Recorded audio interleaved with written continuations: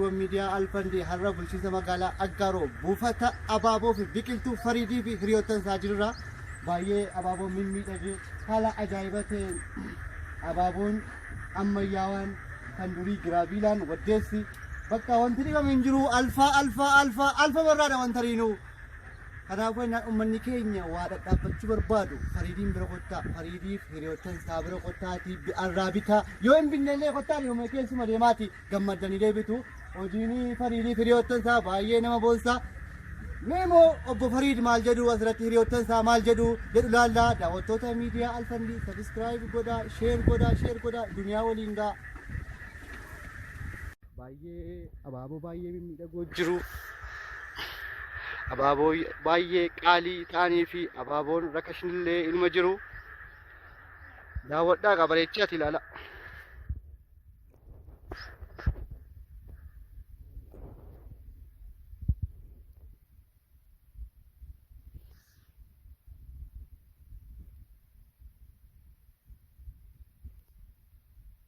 Yeroo dhaabbii biqiltuuti jiini kun akka jiini dabarree kottaati bitadhaa dhaabbadhaa.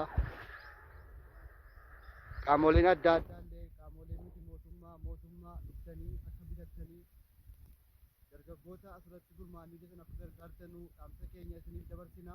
Fuuldura keenyatti kan mul'atu dura bu'aa waldaa dhaabbii abaaboo fi biqiltuu Fariidii fi hiriyoottan isaati. Aboo akkam jirtu? Nagaa keessanii akkamii? Dura maqaa keessanii fi gahee keessanii fi haala amma itti jirtanuu nuuf ibsuu dandeessu?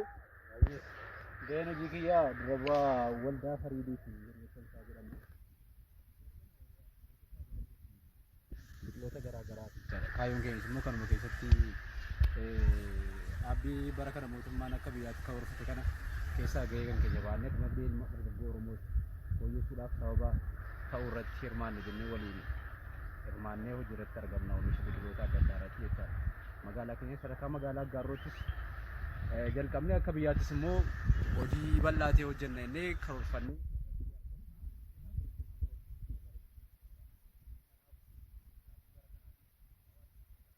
Daawwattoota keenya mee amma immoo buufata abaaboo biqiltuu fi Fariidii hiriyoottan isaatti abaaboowwan argaman biqiltuuwwan argaman obbo Fariid nu daawwachiisu nu waliin ta'a isiniin jenna. Biqilaan kun akka argitu kuni biqilaa muka ixaanaati yookaan immoo adanii. Kan biraa kun weeraa jedhama yookaan afaan Oromootiin ejersa. Kun bootal burush jedhama. Kun muka Hoolaand irraa dhufuudha. Muka abaaboo magaalaatiif miidhaginaaf ooludha jechaadha. Kan biraa abukaadoon ni jira. Kun immoo duraantaa jedhama. Duraantaan kun gosa sadii. Bicaa, magariisa, adiinis jira. Mukkeen aadaallee ni jira jechuudha. Waddeessi, hambambeessi ni jira. Kun waddeessaa mi? Kun waddeessa. Ammii obbo Fariid waddeessi kun haalatti mijoofniif immoo akkam akka diimachuu ta'e? Waddeessi hin socho'e lafa qabee ture pooliin yeroo malee waan walitti argamu isaadha. Kanaaf erga qabatee ga'e bakka akka inni lafatti ga'e hin darbine waan socho'uuf akka diimachuu ta'e. Kanaaf malee aduunis guyyaa guutuu irra dhaabbata waan ta'eef kanaaf bifa jijjiiruu danda'a jechaadha. Kun immoo gaatiraadha. Jarri kun immoo muka gosa adda addaati ababaa muka magaalaa jechaadha. Kun immoo miimi gama sana keessa kan mul'atu jechaadha. Muka magaalaati.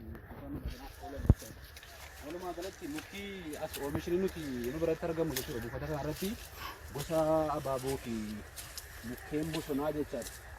Muka 31 olitti argamu. Muka 31 ol. Mukti 31 ol kun gosa biqiltuuti moo gosa abaabooti moo? Gosa abaabooti gosa biqiltuu. Walumatti qabaa jechuudha. Walumaa gala jechaadha. Kanaaf kun gara kana gama kanatti kan mul'atan kuni gosa abaaboo adda addaati. Maqaan jiraallee kophaatti barraa'ee jira amma akka ibsuudhaaf nama rakkisa malee jechaadha. Kaan immoo muka bosonaati akka jiran abukaadoo gama sana keessa jiranii. Mee fayyadamiinsi isaa haalanni karaa garaa garaatiin gargaaramu fakkeenyaaf fi jijjiirama qilleensaatiif akka ta'u nyaataaf akka inni ta'u biqiltuuwwan nyaataman oomishuu irratti yaaliin goone. Haala biqilaa dhibba baay'inaan irratti noonu ture. Iddoodhaan keessumee lafa nuti irratti bitaa jirru waan baay'ee chaalenjii nurraa hin mul'atu. Akka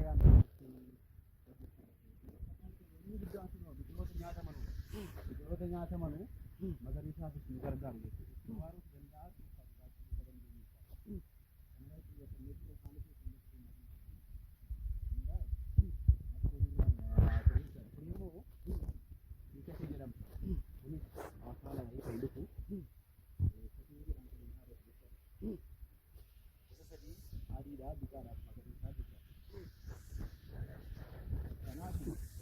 amma garuu xiyyeeffannaa keenya inni guddaan jecha gara fuulduraatti biqiloota nyaataaf oola nu bohaarsuu danda'an kan xiyyeeffannee hojjennee jiru. Kun immoo hambaan beeksifaa jira muka aadaa jechaadha. Kana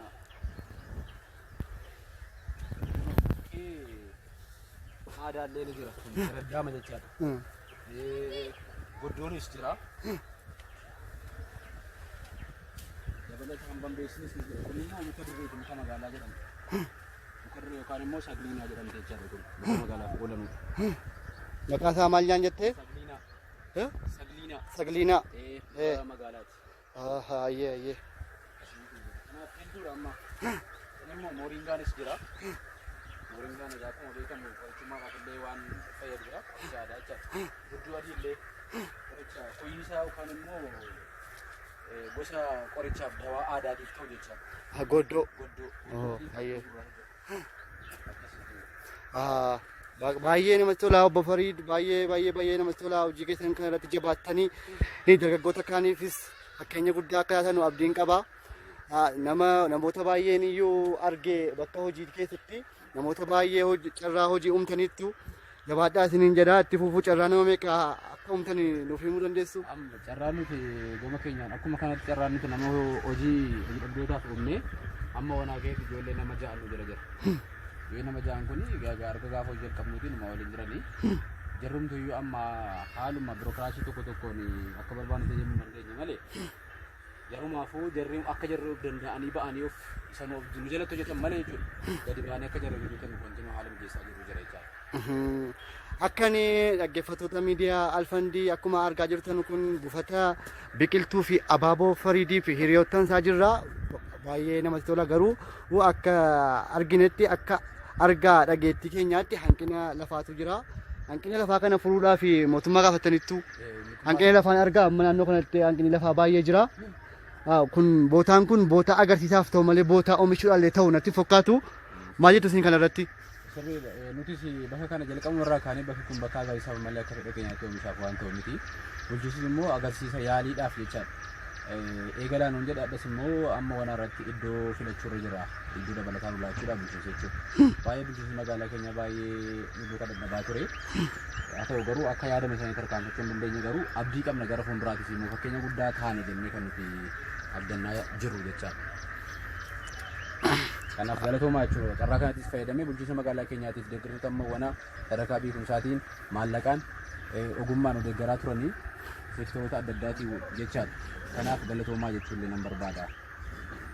Himee hawaasa magaalaa keenyaatii fi duudhaa biqiltuu dhaabuun hawaasa keenyaa akka dabaluu fi dhaamsa qabdanuu hawaasa bulchiinsa magaalaa Aggaarootiifis naannoo magaalaa Aggaarootti hawaasa jiraatuuf dhaamsa qabdanuu nu dabarsitu asin. Hawaasa magaalaa Aggaarootiif naannoo asitti argaman wanti jechuu barbaadu oomishni aadaan biqilaa oomishuu kun qabeenyi lafarra caalu jiru qabeenyi biqiloota caalas jiru. Aadaan kun babal'atee gara fuulduraattis dinagdee guddaa ta'uu danda'udha qaba jedhanii kan yaadu. Kun immoo aadaa baramuu jajjabeeffamuu qabudha. Carraa guddaa keessatti argachuu danda'a. Ishi obbo Fariid carraa guddaa akka isiniif ta'u hawwinaa bara hojii gaarii isiniif haa ta'u galatoomaa ulfaadhaa yaadannuu kan itaniif nagaataa ulfaadhaa horaa bulaa isiniin jenna. Daawwattoota miidiyaa Alfandii har'a Bufata biqiltuu fi abaaboo Fariidii fi hiriyoottan isaa jirra. Baay'ee namatti tola. Keessa deemnes ilaalles jajjabeessinee irraa hawaasni keenya dhufee akka bitatu jennee dhaamsa isiniif dhaamna. Nagaataa ulfaadhaa sheer godhaa duniyaa waliin ga'a. Nagaataa. Alfandii Media subscribe haa godhu.